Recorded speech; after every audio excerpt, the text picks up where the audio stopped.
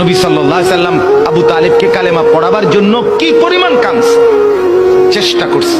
শেষ মুহূর্তে বলছে, চাচা চাচা কালেমাটা পড়েন না চাচা। বলছে না, মানুষের কাছে বেইজ্জতি হব, পড়বো না, মানুষ লজ্জা দিবে। আল্লাহ নবী সাল্লাল্লাহু আলাইহি সাল্লাম বলছে, কানে কানে বলেন, আমি কাউকে শোনাবো না, আমি শুধু হাসরের মাঠে বলবো, মৃত্যু পর্যন্ত চাচা ওয়াদা দিলাম জগৎবাসীকে শোনাবো না আপনি ঈমান আনছিলেন, কানে কানে কন। আবু তালেব বলছে না, কানে কানেও বলবো।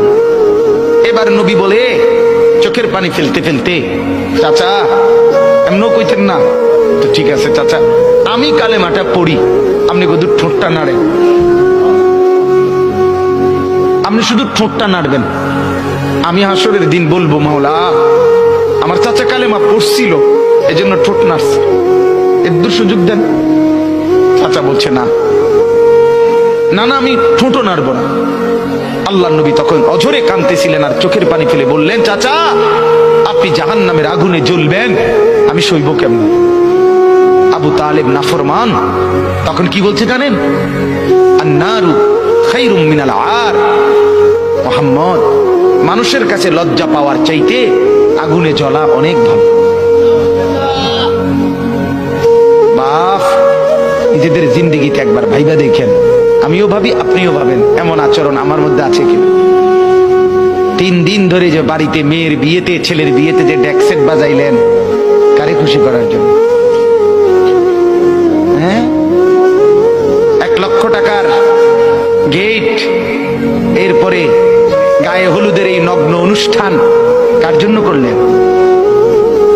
বেড়া বেড়ি সব, যুবক যুবতী সব একই মাইক্রো প্রাইভেট কারের ভিতরে যাতাযাতি করে বহাইয়া একখান থেকে একখানে নিলেন, কার জন্য?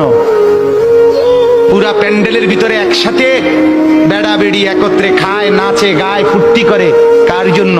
শুধু সমাজ, সোসাইটি, পরিবেশ, সোসাইটি মেনটেন করছেন, সমাজ মেনটেন করছেন।